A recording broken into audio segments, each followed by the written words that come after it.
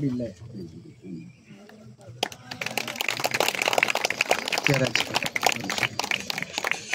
ஜோதி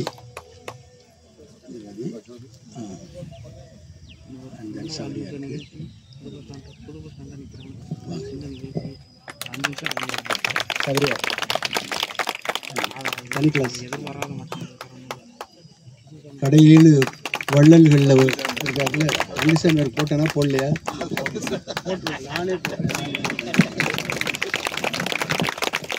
தனி கிளாஸ் அவர்களுக்கு